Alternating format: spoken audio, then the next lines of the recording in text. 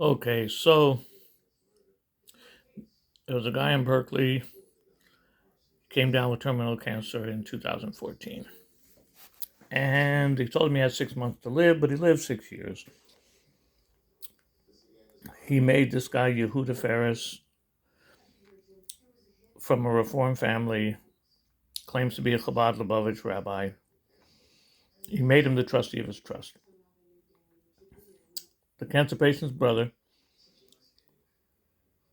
took care of him for 6 years, best he could. Before he passed away, the man wrote a trust in which he left 25% of his half of a $2 million house to his three elderly siblings.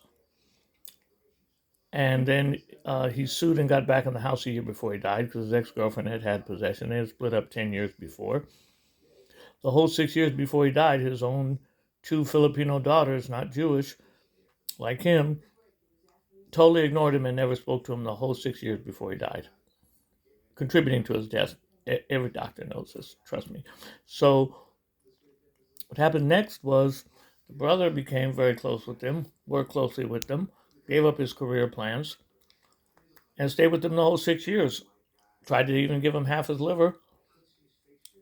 His brother has a little medical background, so he gave him his medicine around the clock, sat at the hospital 24/7, whatever it took to try to keep the man alive as long as possible, as the doctors had given him 6 months to live, and they gave him 6 months to live every 6 months for 6 years, and that's the literature.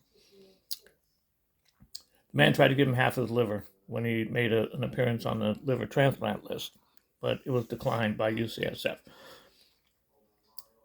So before he passed away, the man with cancer wrote a will, wrote a trust, and he said, I'm giving 25% of my half of a $2 million house in Berkeley, 1810 Grant Street, to my three siblings, my brother who took care of me closely and my two sisters.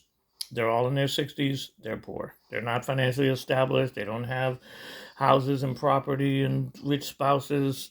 They're just on food stamps, if you really want to know. So the cancer patient got back possession of the property a year before he died. And then when he passed away in January of 2020 and COVID hit, the trustee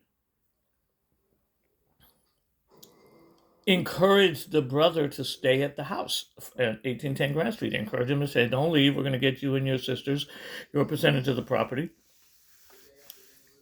We'll get you some money. He even went to the court and said, we don't want to evict him. The girlfriend who owns the other half, she's not living there. This man's living there alone, the brother. She wants to kick you out. She wants to kick him out, but I as a trustee don't. And then the trustee encouraged the guy to stay there, if you follow what I mean. So then COVID is raging and there's variants and it's taking a long time. The vaccines come out, but there's still disease everywhere and there's still shelter in place. So suddenly in May of 2022, after encouraging the brother to stay there, the trustee, who's a convert, not really Jewish, he's been in Berkeley for 38 years, but he can't get 10 people to pray at his services on Saturday morning. He's a walking scandal, Yehuda Ferris, right? His wife inherited him $80 million in real estate from one of her parents like 15 years prior.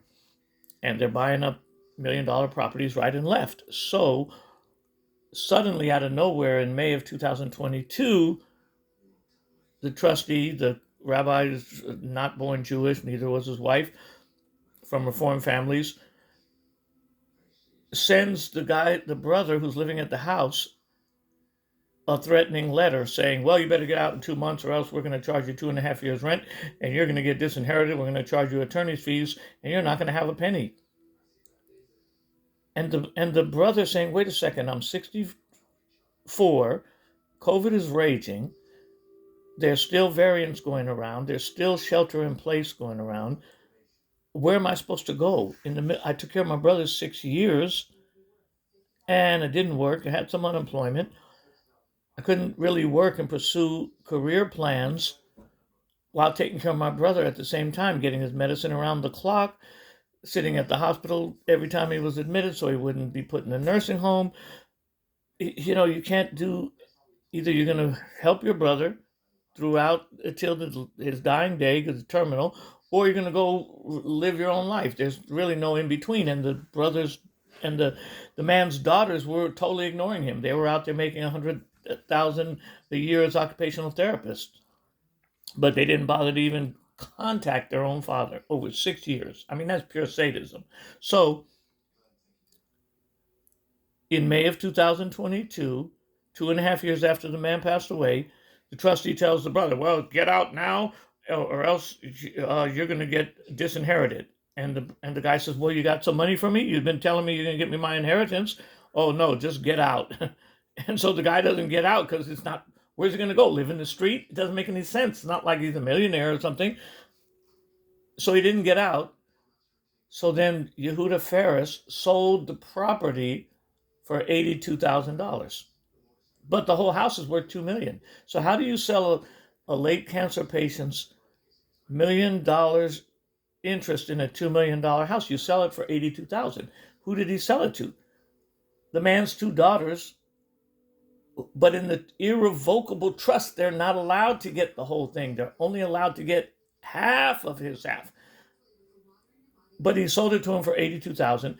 Then they turn around and start an eviction proceeding against the brother at 60. Now he's almost 65. He's 64 and a half.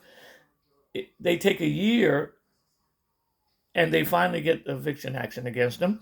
Now the man who's living at the house gets a text message from the trustee's wife, this Yehuda Ferris and Miriam Ferris. They've Chabad of the East Bay for 38 years, can't get 10 people at their minyan, at their services on Saturday after 38 years in town. You know there's got to be something wrong there. So the wife sends a text to the man living at the house. Well, we didn't really sell the house, but if we can get you out of there, we're going to fix it up and put it on the market, 1810 Grant Street. But if you go on welfare, you won't be in the street because they'll give you a free place to live. And you're a squatter. And the trust clearly says that the daughters get everything. The trust clearly says the daughters don't get everything. So now the guy spent a lot of money on a good lawyer stalling the case for a year, but now at the end he has to leave the property. And now he's got a 7-year record against him. At 64, he's got an eviction against his name for 7 years.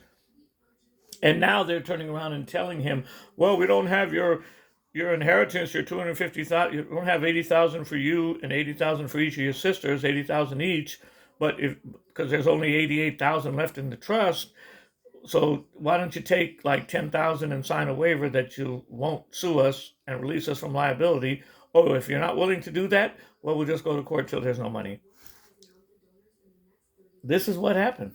And they sold the property to the two daughters who killed their father, medically speaking. If you ask any doctor, you say, somebody's got terminal cancer and then their own children won't even talk to them, is that going to make the cancer worse? Of course it is. That's in the literature. Everybody knows, when you don't have contact with your family, you live a shorter life. But you add cancer, forget it. And this is what this guy does. So this is Yehuda Ferris. And